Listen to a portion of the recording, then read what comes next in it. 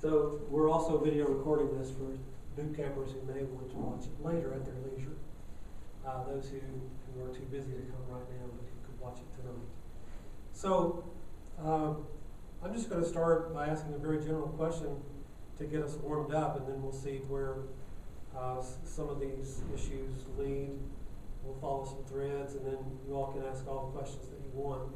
But first of all, it makes sense for each of you just to introduce yourselves, tell a little bit about your own dissertation writing experience, some of the obstacles you may have encountered, how you overcame those, and you might withhold your specific advice until we come back to that. So I'll start with Amy. All right. So I just finished up my dissertation in the English department, and I think when you asked about, you asked us to think a little bit about the challenges we had. My biggest challenge was that when I finished my master's, I did a master's in literature, and I realized I wanted to do an emphasis in rhetoric and composition for my PhD, which meant I needed to pick up that and then some course offerings in our department, and then I needed to pick up an additional year of coursework. So I ended up doing 3 years of coursework.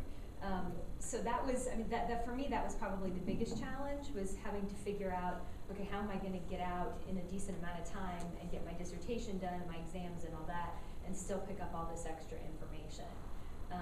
And it actually turned out, it turned out to work for the best, because I was able to use that extra coursework to really help me focus in on my dissertation.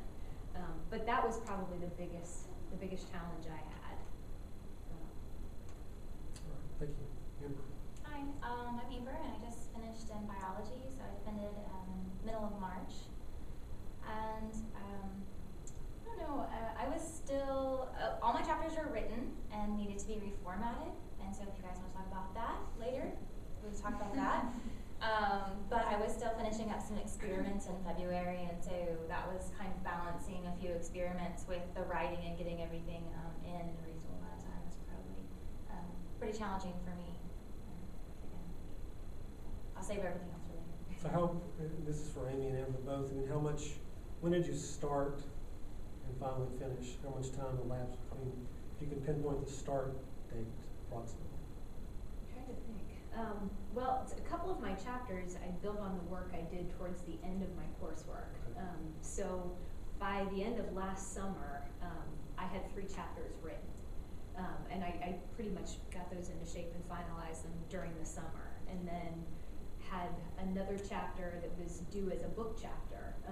Had to have that done by December, and then finish the last chapter in the spring. So I think last summer was when I really started formatting chapters and then got it all done. Okay. I think this might be a difference between the humanities and the sciences, but all my chapters were written by January, more or less, building on work. Experiments in the sciences have been here a really long time. And then I really started maybe middle of January, bringing all those different, my first 3 chapters were already published, and my first 4 chapters were published. 5th chapter I had already submitted, and then just my 6th chapter and what turned out to be a 7th chapter my committee wanted, I did after my defense. But for me, it was bringing all these things together and getting them in one document was really the challenging part. And how long is the document? Mine, I've been told, is too long. It's about 260 or so pages. And yours, Amy? Mine was like 210. Okay. All right. Erin? My name's Erin Peters. I'm in chemistry, and I just defended at the end of April. I'm one of those that chose almost the last date you could possibly do your defense. So my original plan was to write over the summer. I had some experimental work to finish. Well, the experiments were really done, but I had a lot of data analysis left. And then I planned to write over the summer, defend in August. And my advisor was fine with this plan. We talked about it, and a week later he comes back to me and says, no, I think you should finish in May. This was the end of February. So thought, oh no, I've got 2 months to finish the analysis and write it. And one of the chapters was a already published paper, but the rest of it was not written at all. And so my biggest challenge was sitting down and writing it all that quickly. What's the length? I think mine's around 160, 170. It's not as long as these ladies. Mine was around 200. I think the average is about 180 to 200 or so. I think the science one should have been much shorter. Yeah. That's okay. A lot of work in it. So now we move on to the two postdocs who have a little bit more distance between them and between now and the time they defended. It's like it happened yesterday. Oh, yeah. My name is Victoria LeBeau, and I did my PhD at Iowa State University in sustainable agriculture. And my challenge, I had a really hard time actually finishing the process, and hopefully no one will have to go through what I went through. But the bright side of it is that I will tell you that you can finish no matter what you have to go through, I guess is my story. I took an extra year. I actually defended my dissertation thrice. And so the challenge for me was just to not give up and to just keep going. I will say that I think part of the challenge was that it was an interdisciplinary program, so I had 5 professors from 5 different departments. Everybody wants their own say and to have their strength really represented, and I think our department structure just lacked a lot of guidelines for how do you have a transparent process. And so I think eventually I worked out some mechanisms that I can talk about later about how do you keep everybody on the same page when you are hearing different things from different people. And so I finished my field research in June, July of 2011, and then so I started writing I started analyzing my data in July 2011, finished that process and was ready to defend and everything in May of 2012. So it took me the fall semester and the spring semester, and I should have been done, and then it took me an additional year after that. So. Matt? Hey, my name's Matt Gausman. I graduated in December from Purdue University with a degree in chemistry, and so I'm working in chemistry department here as a postdoc. And my experience, it sounds like it's not an uncommon thing to have a lot of bumps along the way. I had a marathon PhD. I was there for 7 years, and so when your project isn't working, you're having to finally pick a time where you just fish or cut bait and write up what you have and call it a day. And so last fall I decided that it was the end, so I wrote it up and defended, and I wish I took a little more time writing it up, and but ultimately it got done, and it's not as long as some of these theses and dissertations over here, but it's long enough. It tells a story. I also wrote it in a rather condensed period because I was doing experiments right up to the end. So I wrote it in about 2 months, just every day, nonstop writing. I don't recommend doing that. Yeah, but that's my story, and it's fairly recent in my head. So yeah, you feel like you have those bumps in the road, just ask about those, and I'm sure any of us can answer a question about that. Matt, one thing you said was your dissertation tells a story. Mm-hmm. And a good dissertation will do that, but sometimes it's difficult really to find what that story is. Right. And really to plot out the beginning, middle, and ending, and some of the high points in the story and so forth. So this is a question for all of you. I mean, did you struggle finding the story that you wanted to tell, and how did you finally discover that and sort of get it narrowed down to a point where you were comfortable with that story? I don't think I did a very good job at that. So, because there's 2 chapters that, in my opinion, should not be in the dissertation. And one of them, my PI really wanted me to include, and so since he's the PI, I included it. The other one I probably should have pulled, but I think that there's always some give and take also with your PI on what goes in versus what gets yanked. And so that's one thing I do actually, I don't want to say I regret it, but I think I will in the long term. Wish that I had smoothed it out better. And you can still, I mean, the dissertation is done and submitted, but now you could do something else with it, and that could be your own. Mine was kind of, one project was by itself and the other two were sort of related. And what I ended up doing was organizing it into part 1 and part 2 and kind of told 2 stories rather than one. And I started it off with just the experimental background as kind of the tie-in for the beginning, and then told the 2 stories. So it's not really one story, it's kind of 2 pieces. But that was a struggle to try to figure out how do I make this come together at all. My thesis was a 2-parter as well. It's this story and another story. One story was what I worked on for my entire PhD career, and ultimately it doesn't have a really great ending. It's sort of a to be continued. But my other project was very successful, self-contained, wrapped up. You know, that thesis chapter was a breeze to write. You know, because everything made sense. We started at the beginning, we got to the end. There's your story. But when you have a beginning, a middle, and then the end is a little nebulous, that makes it much harder to write. You just sort of, do you just stop and say this is where we're at, or do you say this is, I mean, of course you're talking about the challenges that go along the way, but do you forecast for the future? You don't necessarily have to do that, I think. You just say this is what, you know, what I did, what happened, and sort of leave it at that. I will agree. So with mine, I definitely ended up telling a story, and the challenge was, you know, what parts of the story matter most was kind of the big argument or constant debate in my circle. And so a couple things is that, one, I will say that data is data.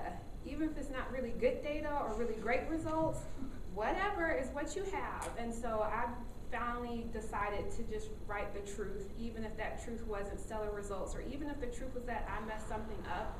Then I found, and I had a good person outside of my committee telling me that there's value in writing that stuff because other people will see stuff in the process that is still new information that needs to be shared, or valuable information that needs to be shared. So with me, I mean, I have literally on my laptop still final dissertation, May 2013, or whatever, May 2012. Final dissertation, January. So I have like 4 different narratives. And the thing was that they're so valuable now because I'm still publishing things that didn't get included, and I had to learn to not be hurt about that. You might write it, you might love it, it might not make the cut. That's okay. Save it and keep it moving. And so I think for me, the story was, what will they accept so I can get out of here? I mean, I finished in 4 years, but that extra year was just a really challenging period of time.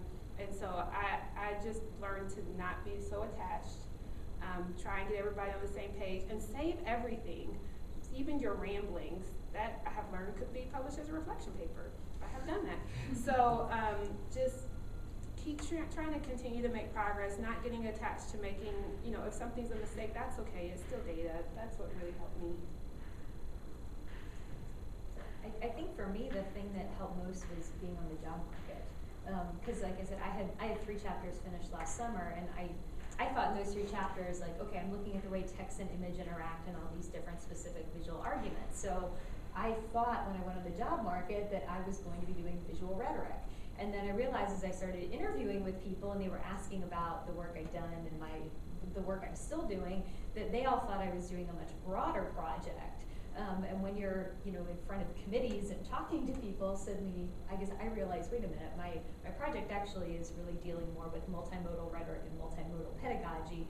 And then so as I came back to the end, as I was working on the later chapters, I was able to say, okay, this is really the narrative that's pulling it all together. I just hadn't realized quite what it was. So did anyone fall into a deep pit and just couldn't hardly get out? And what were some of the things you did to work your way out of those low points? I will say just regular stuff, exercise, sleep, and all that kind of stuff, which I didn't do the semester I thought I was defending. But looking back on it, if I had known it would have taken me an extra year anyway, yeah, I would have gone out with my friends. Like, why not? I'm going to be here for an extra year. So, but I did learn to prioritize the health things, sleeping and eating regularly, exercising regularly, and also doing the one or two things that help you to de-stress. If that's playing video games, like, get rid of the guilt. Spend an hour playing video games because I think it really does refresh you.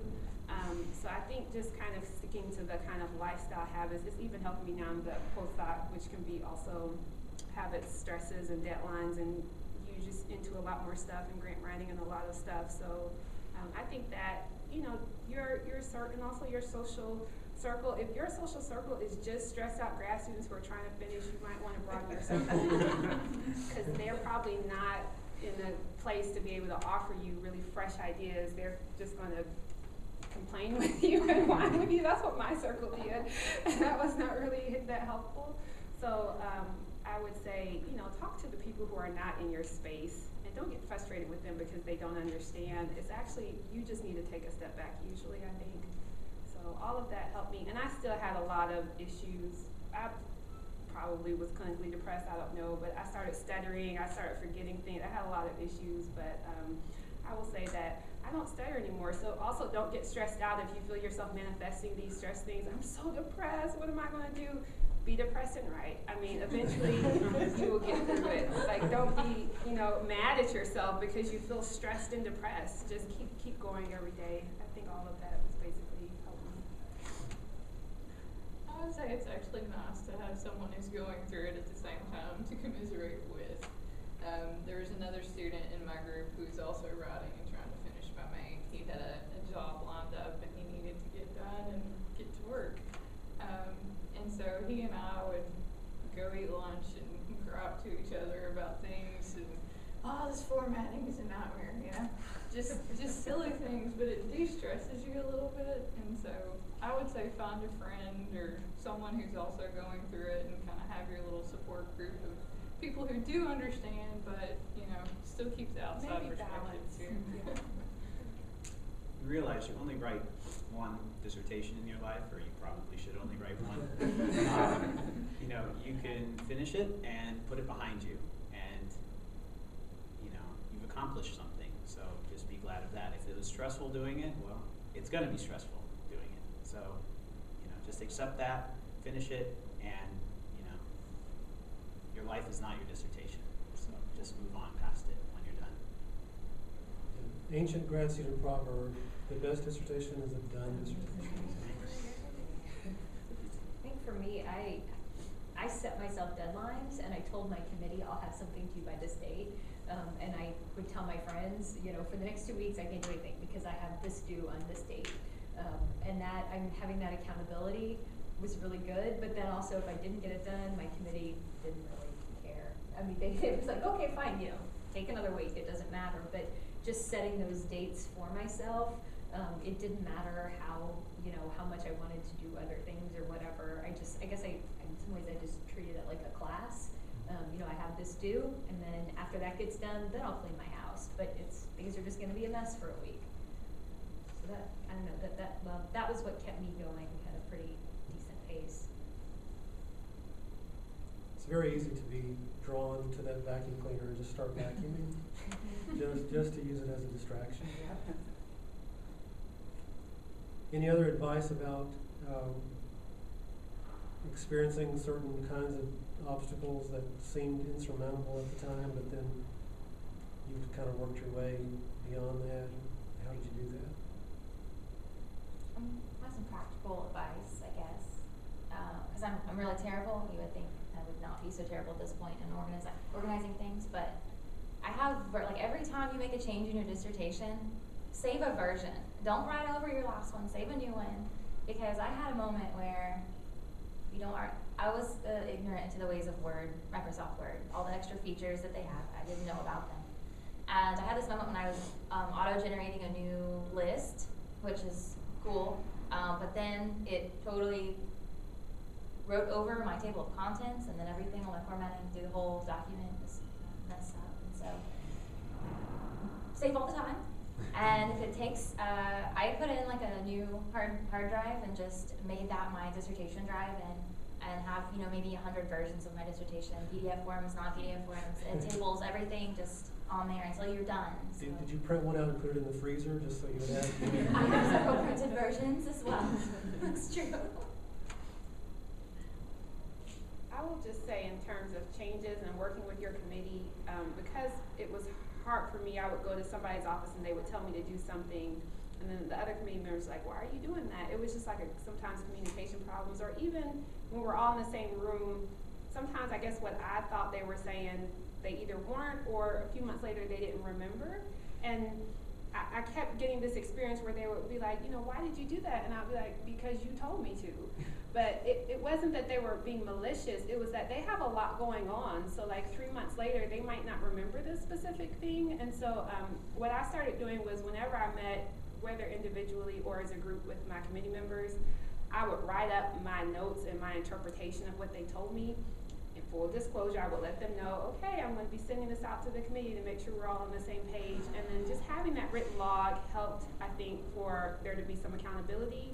But also, I think it helped. They would sometimes review my notes and be like, okay, what are we meeting about today? Oh yeah, she was supposed to make this change and this change.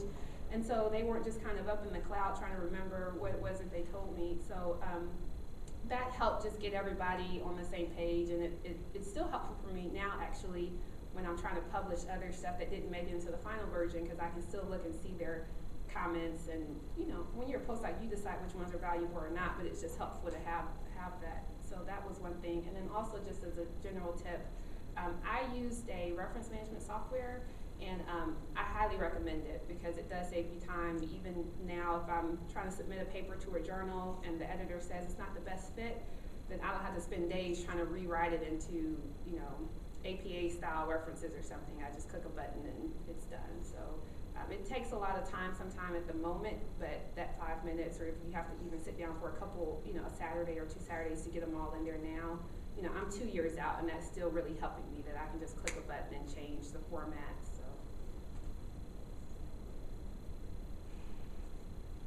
So how did you explain to your family the reason it was taking you so long and what you were doing anyway? I mean, did you ever find that frustrating, or are you speaking? Any of you? Yes. But that's been, you know, the last 3 years. So. Yeah. What do you mean you're not taking my classes? What are you doing up there? Yeah. I sent them a version one time, that helped. Really? And then they didn't ask any more They questions. didn't ask, I left for like 2 weeks. Yeah, my sister got a doctorate in physical therapy in 3 years, so my parents couldn't quite understand why this whole master's PhD thing took 7. Yeah. I think they still don't quite understand, but my dad, there was a conference here at UK, and my dad came and saw me, and that was fun. And after that, he was kind of like, oh, okay, I'm just not going to ask too many more questions. I didn't have any family issues, but I did have this postdoc like a year before I finished because I thought I was finishing early. And so it was kind of challenging to convince them to hold this postdoc for me.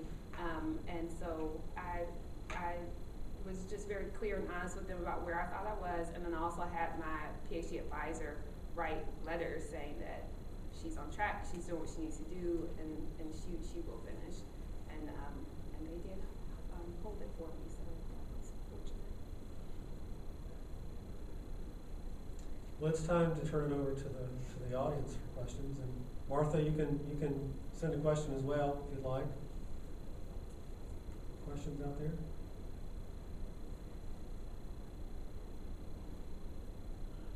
I have a question. Yes.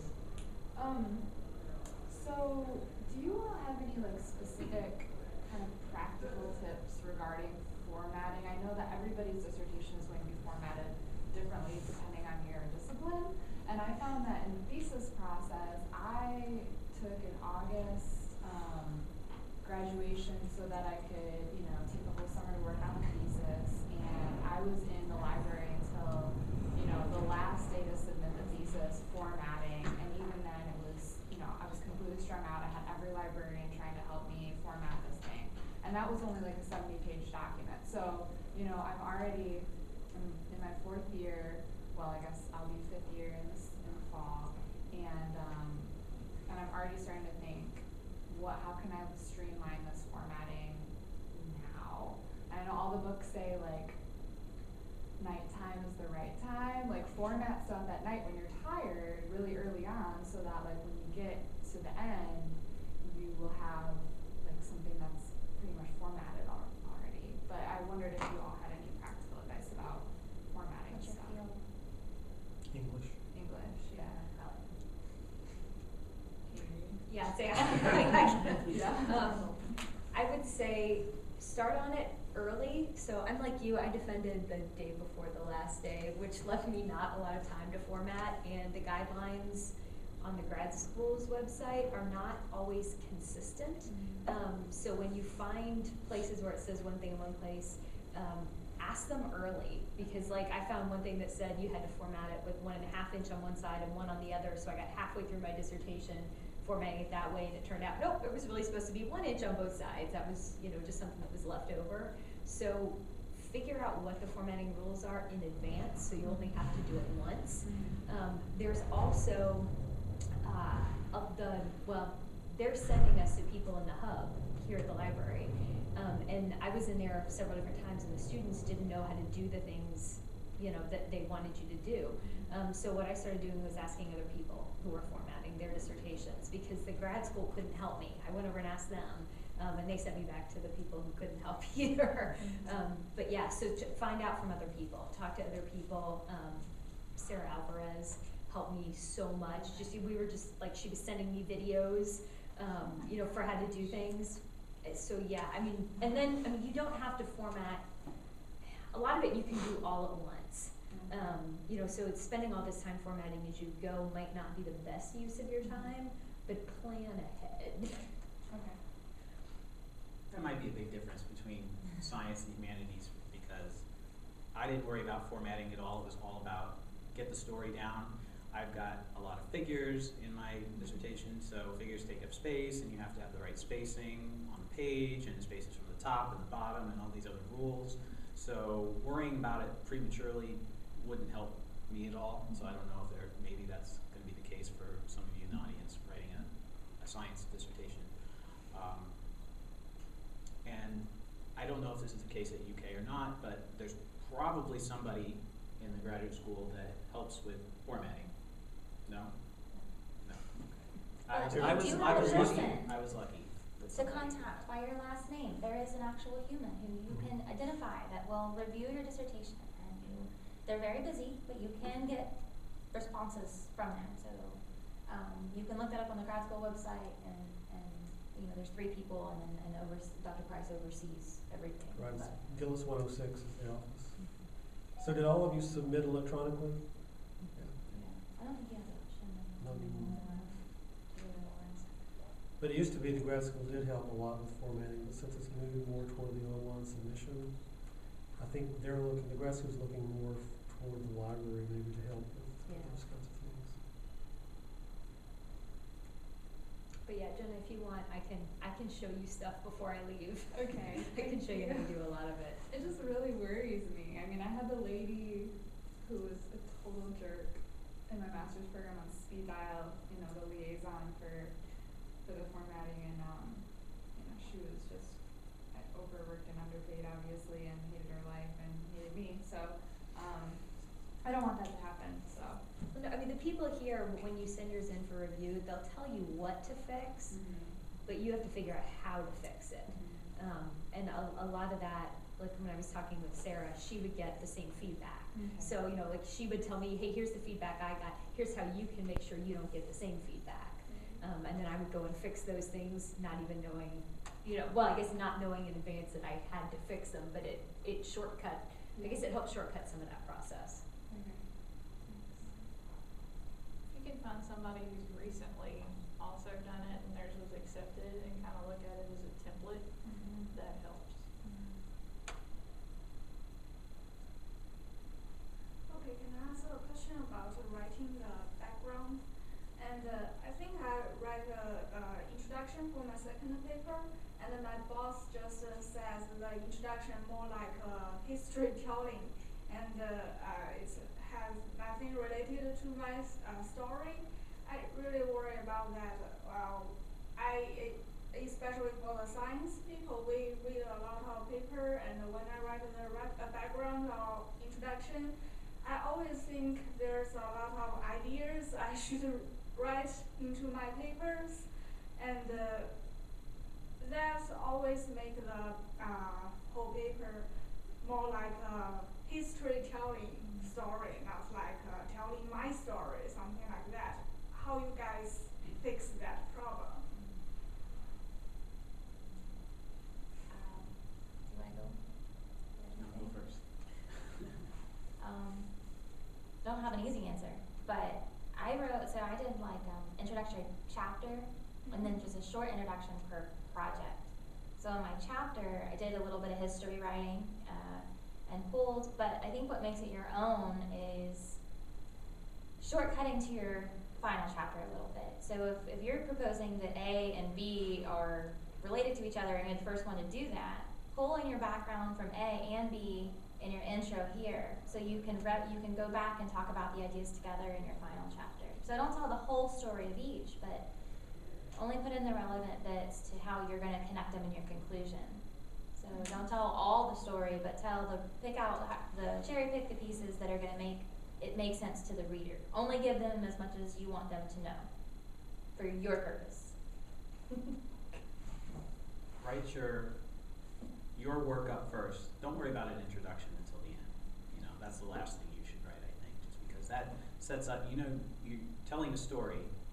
You just need to sort of introduce that story. So you don't need to, you know, if you start rambling in an introduction and then you're going to add a lot more to that introduction that's not necessary to explain why you're doing the work you're doing and what the results were.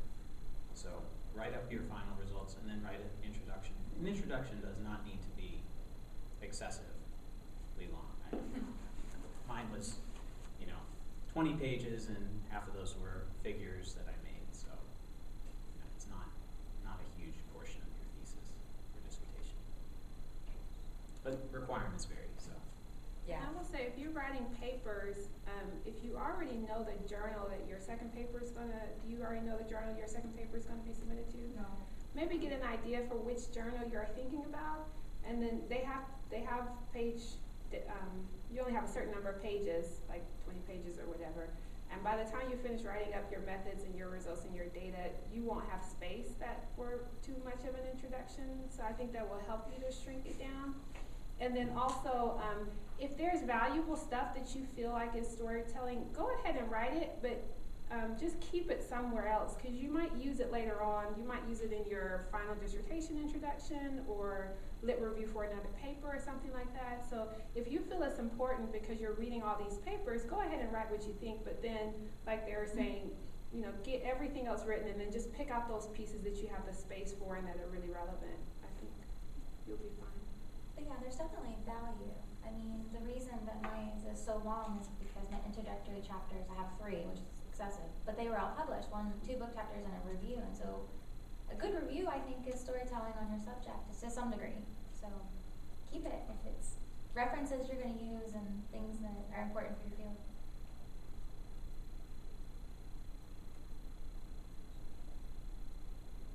We can also go beyond the dissertation and talk about the defense too, if any of you want to know how to anticipate that. And we can talk about committee dynamics.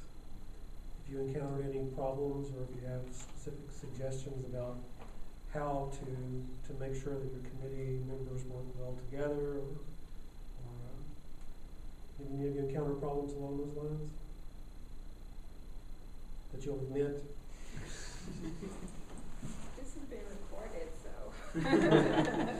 I think there's a lot of value to what you said about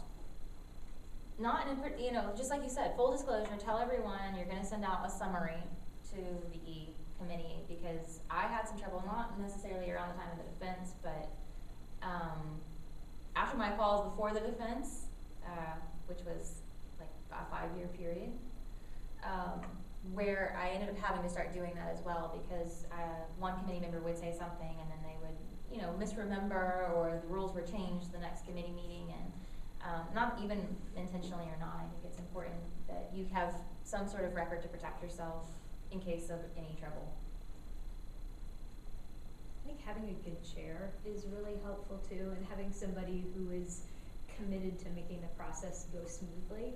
I mean, my chair had been on some stormy committees in the past, and so she had some strategies for making sure everybody, well, for helping to make sure everybody got along, and part of that was I would send a chapter draft to her and then make any changes when it came back, and then send it out to the committee member who had some more authority in that area, then make any changes and then send it out to everybody.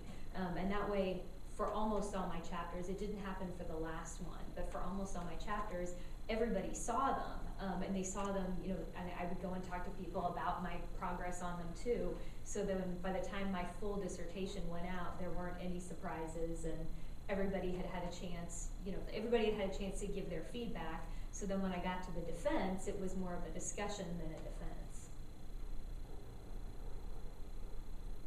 Did you guys have like a standard for yourself for sending in a chapter? Because what I experienced, I handed in a chapter a week ago, and so I'm starting something brand new today at the boot camp, which has actually been really helpful. But I felt like the chapter I had turned in previously was at kind of like this high level. Like I felt proud of it when turning it in. The chapter I turned in last week, I felt really unsure of myself, but I had set a deadline, and I had all the pages, and I was like, I'm not holding on to this any longer. I'm just gonna give it to them. So, but there was a lot of anxiety in that, giving away, not just because there's just anxiety in it, but it felt like my standard had kind of like fallen a little bit for what I was willing to hand into my chair. And so did any of you, hand in something and just straight away the chair is like, this is not even, I can't look at this yet, or something like weird like that? How do you handle that?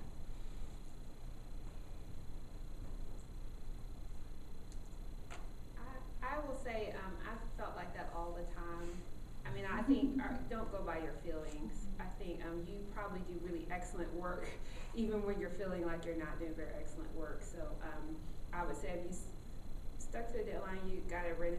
Honestly, it's their job, and it's what they get paid for to review your work. So don't take on their job. You do your job, let them do their job. And frankly, their job is to critique your work. And so, don't take it personally, even if they do say this is not ready. You've learned a lesson in that, and you figured out, okay, my standard was here. Maybe that's super high, but I could have maybe been here. So I just wouldn't I would just stick to your deadlines and send your chapters out. Also, I would highly encourage you to send out your chapters to your committee very regularly, even if your department doesn't have standards for that. I mean, I don't know about here, but at Iowa, really our only requirement was to send out your final 2 weeks before your defense. But if you wait, and if they hadn't seen anything in a long time, that could definitely cause some tension at the last at your defense. So I would say regularly send it out. Don't go by your feelings. Just get your work done, send it out, and take the feedback. Don't take it I think you have to have an emotional distance sometimes from your work, and I don't know. I kind of feel like an artist sometimes. Like they don't want anybody to see until the final project. It's okay.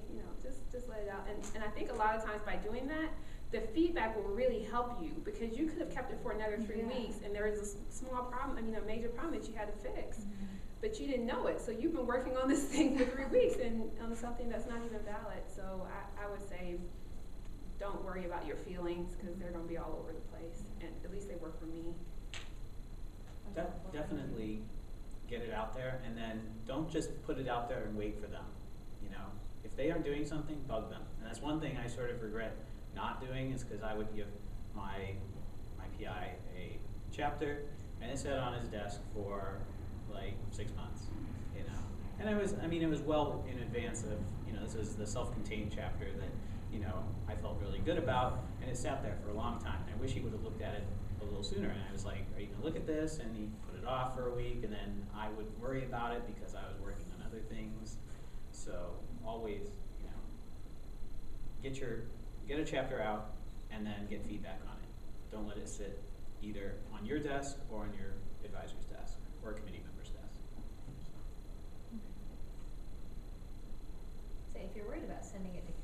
papers, you can also, like, ask another grad student to read it. That, because last summer going in the fall, I was part of like a small grad student writing group. And that was nice to give them a first draft of something before my committee ever even saw it. How was that group formed? Did you take the initiative among yourselves to create that? Yeah, there are just a couple of us who said, you know, it would be really helpful if we had some accountability. So we met probably 3 or 4 times, and we would trade drafts just before and then sit in somebody's living room and talk. So it was really helpful. Did anyone else have that kind of experience, or was your experience pretty much solo experience?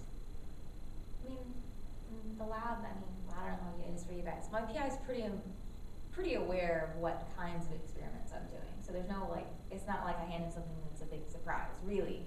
But we tended to disagree a little bit more about what the conclusion was from the work. And so,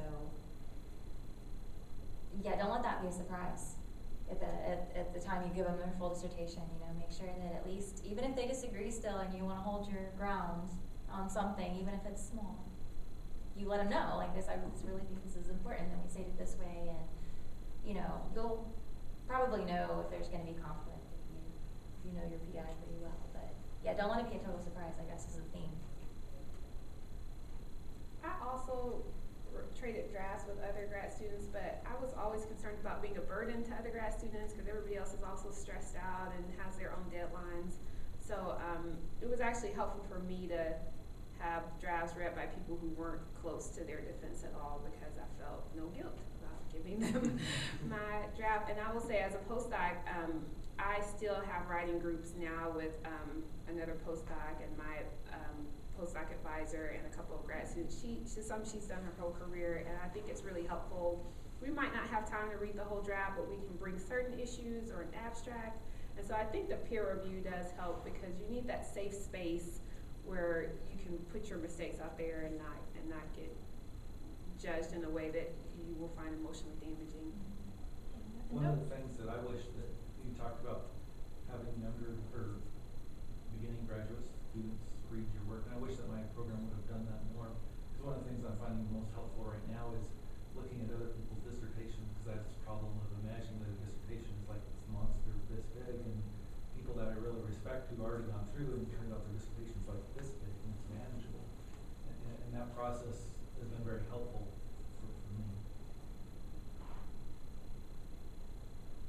And don't be afraid to, I had a postdoc in our group at the time, and I'd say, you know, this page, this piece is just giving me problems. Would you mind reading just these 3 paragraphs? And then sometimes he'd point out, okay, maybe you need to clarify this a little bit. So if you get stuck at a point, don't be afraid to get a second set of eyes on just that small piece of it, and that can help you go faster forward.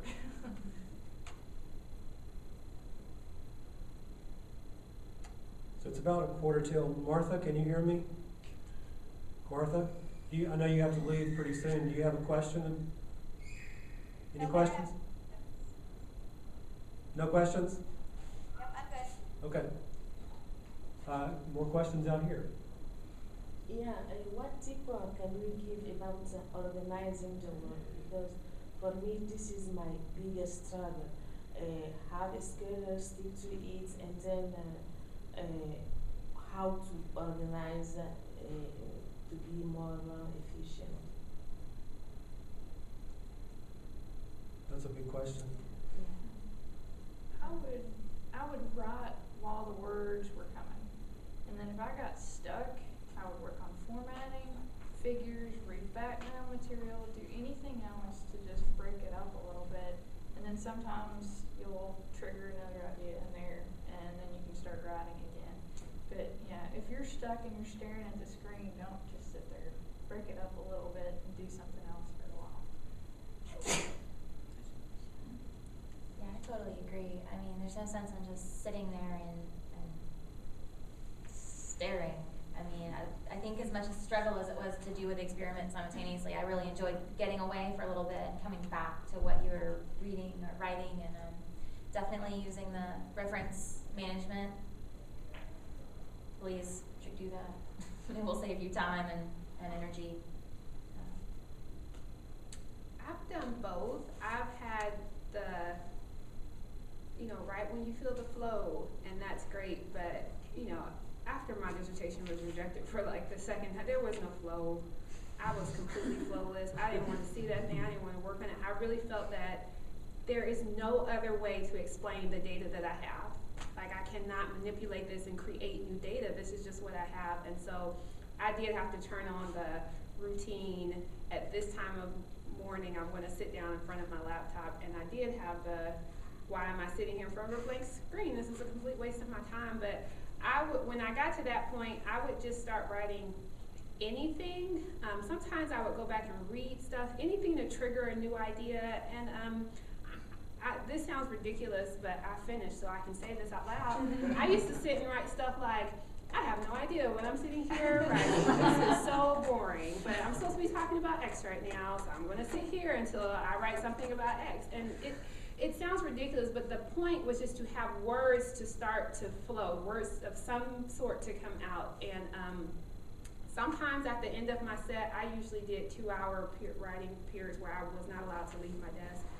Sometimes there would be nothing, but sometimes there would be just a little paragraph that actually made it to the final dissertation, and that for me was success. And so I've done both. If you have a flow and your flow's at 2 in the morning, I highly advocate going with the flow and writing whenever you feel that the words are coming. But if you have no flow and you have to get it done, sometimes I think you are going to have to sit down. I think you do need to have some kind of accountability and have someone telling you, I've had an office in our library in Iowa State University, and I used to, make sure people would say, are you supposed to be out of your office right now? And so I think for me, sometimes you get to a place where you need accountability and the structure, and I think you have to be a little bit strict with yourself at that time, but also reward yourself. So if I stuck through a writing session, no matter how painful it was, then I would go running or swimming or whatever I did that was a stress reliever for me.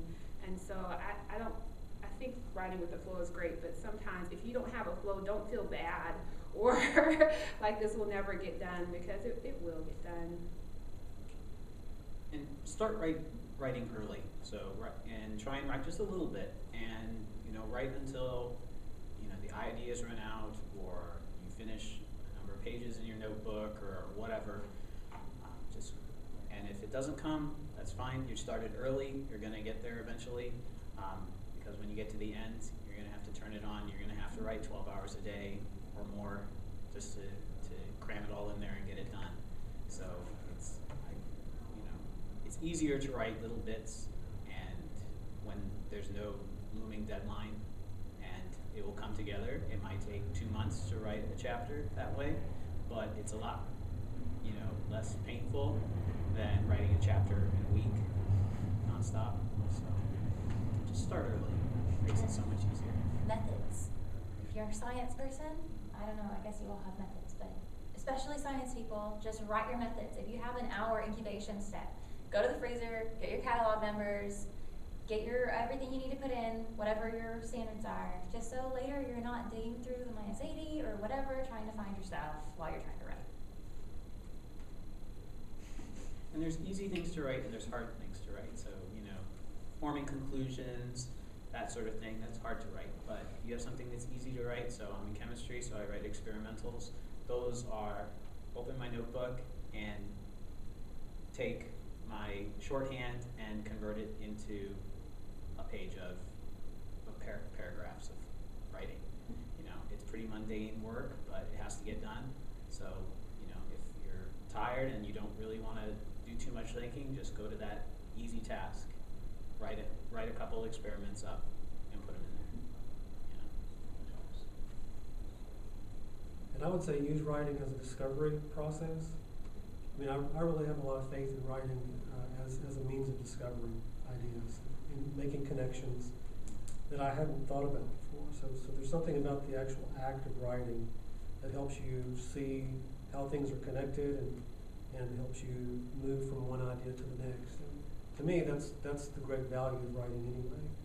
And so I learned a tremendous amount about my subject just by writing about it that I had no idea before. Do I sound like an English? A little bit, yeah. So I had my call on my comp exam at defense, and it was challenging, to say the least. I'm looking forward down the road at the defense of dissertation going, oh my gosh. So I don't know if you all have any thoughts on that, how to keep your stress level down, how to keep nerves down, because obviously it's not, it may not just be, of a committee anymore. It could be anyone kind of coming in and, I guess, presentation skills, is that sort of thing. How does the defense go for you, and tips for that part of the process? What discipline are you in? Yeah, political science. Okay, so That's more humanities. More humanities, social science. Yeah. Mine, am I the only one in humanities Thank you. here? Okay. So this, I don't know if this might speak more to your process. My oral defense after the quals was totally different than my dissertation defense. They were completely different. And my committee told me that the purpose of the oral defense was to figure out where my knowledge ended. So they were trying to figure out where, at what places did I still need to go back in and fill stuff in. With my dissertation defense, it was because everybody had already seen my work. I'd met with them all. I knew what a lot of the issues were. By the time I got to the dissertation defense, it ended up being more of a discussion about, here are things that are really interesting. Here's something you need to work on for the future. I guess I was really stressed going into it because I didn't know what to expect. And my committee chair kept saying, this is not something you need to worry about. It's not, we wouldn't be sending you to the defense if we didn't think you were ready. So the experiences were totally, totally different. I don't know if that helps you. What she said is very true. Your PI, your boss, your advisor is not going to send you to defense unless you're ready. Because they want you to be successful. They're not there to torture you. You might think that at times, but they're not there to torture you. They want to see you succeed. They've invested time in you, so they're not going to send you to failure. They shouldn't. So. I totally second. That's the third, I guess, what you guys are saying. I have one of my favorite committee members, and I say that unabashedly. He's my favorite. He's not my PI. He gave me this wonderful advice that said, by the time you make it to your defense, it is a discussion amongst peers because you know more about your subject than anyone else in the room, right? So you have to remember that unless you're just totally under the wings of your PI, which you're probably not because it's still new research, you've thought about the work more and you've spent more time on the work, and you're the only one in the world right at that moment. You know the most about your subject of anyone. So just find confidence in that, I guess. That's exactly what Dean Blackwell said yesterday. And also, how long between now and when you defend? Are you right near? It'll be a while. It'll be a while. Yeah. So I would say, in terms of presenting, present often. I mean, whatever little piece you have, presenting your departmental seminars, start up a grad student seminar once a semester or something like that. Go to your conferences so that you get really comfortable presenting and talking about your subject. And I think that will just get you to the point where you're not, where it's a new experience for you.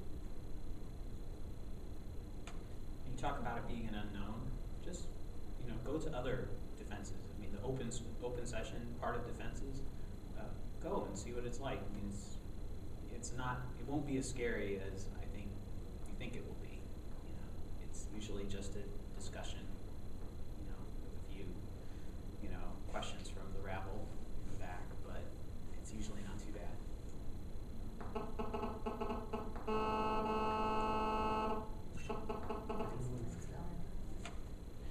Yeah, my advisor told me beforehand there's an infinitesimal chance of failure. Like these guys already said. You've written it, you know what's in there better than anyone else. And so you're going to be able to pull from that while you're being asked questions and giving your talk. And I would say the other thing the night before, what I did, I thought, if I don't know it by now, I'm not going to. And so I baked 7 dozen cookies. I read over a few things, I baked cookies and went to bed. And I thought, well, maybe this is a good thing. I'll take them to the meeting and then eating instead of making. No, I'm kidding. But yeah, just kind of de-stress a little the night before, and don't be really uptight if you can help it. And that helps your brain process the questions better too. Any other questions? Or bits of advice that you haven't had a chance to share? Is there time for one more question? Sure. Did any of you ever run across research or evidence that you realized was your argument, or you thought you were making an original kind of claim or an original experiment or something, and then you weren't?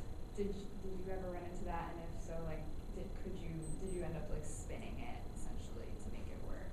Thank you for voicing my piss. Me too. I think the chances of anyone doing exactly what it is you're doing with exactly your experiences, your background with, having read the exact same things you are not very high. Mm-hmm. And you might come across someone who's making a similar argument, but chances are it's not going to be the same. And that, the spin that you're bringing to things, the interests that you're bringing to bear are going to make your argument different enough that, by acknowledging and incorporating the other argument, it just makes you stronger. Mm-hmm. That's been my experience. Yeah, I agree completely. I haven't run into that, but I've run into the case where I wrote, there's been very little research done about and then I found out, well, actually, there was tons of there's something, I wrote a lot of my dissertation about agricultural extension, and there had been a lot done like in the 50s that just kind of faded out of the literature in the last couple of decades, and I wasn't reading stuff that far back, and so it's kind of hard to say that this doesn't exist when actually it does. But so I would concur that you always want to incorporate whatever you find into your writing, because it will show that you're aware of what the literature says. And so never ignore it or try to push it aside or be afraid to shine the light on it, because it will make you it shows that you're a scholar when you really are aware of what else is going on in the field. Mm-hmm. And I agree. I think you will have a distinct perspective. That's really helpful, actually. I think that it's difficult to, you see something that's similar been done, like, my first tendency is to just ignore it, which is ridiculous, but, like, I just want to be like, okay, I'm going to pretend I didn't just read that. But, you have to fess up to it and acknowledge it. Right, and then do the work.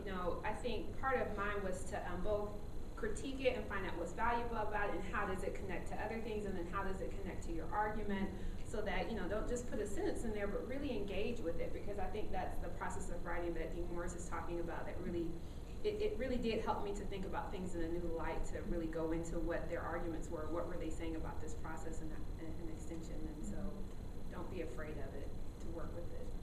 I think, well, hopefully this will turn out on my mock paper. We'll see. Yet to be determined, but I had the opposite. So I made a mouse model, and part of this is replicating work that's been done before, and part of it was kind of generating this new model in brief.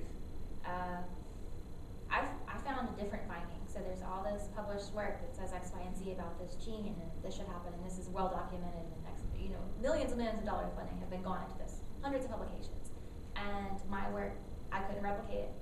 I'm the only one with these mice in my hands that had the opportunity to do it, and I couldn't replicate it. So I was in the kind of position of being from a no-name lab, saying this is not right, this has been overlooked, and these 3 Nature papers may be wrong.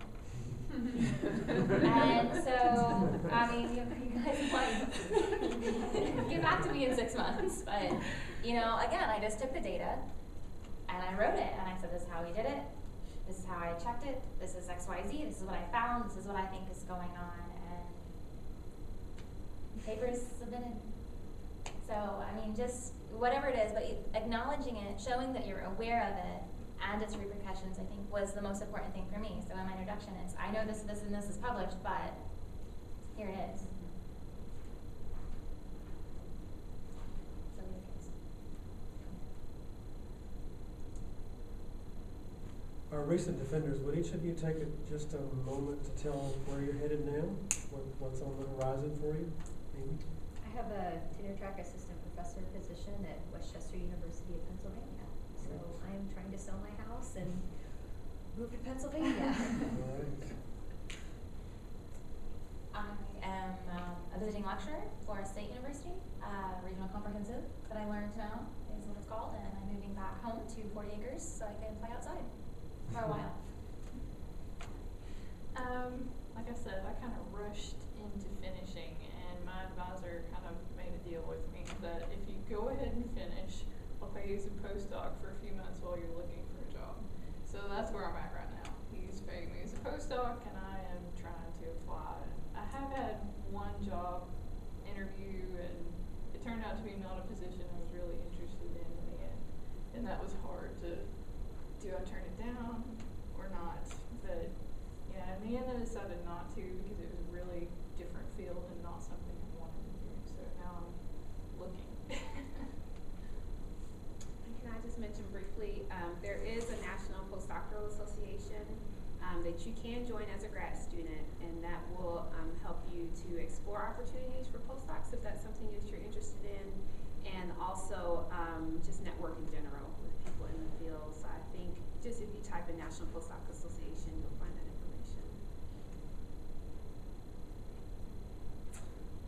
Very good. Well, thank you very much for sharing your wisdom.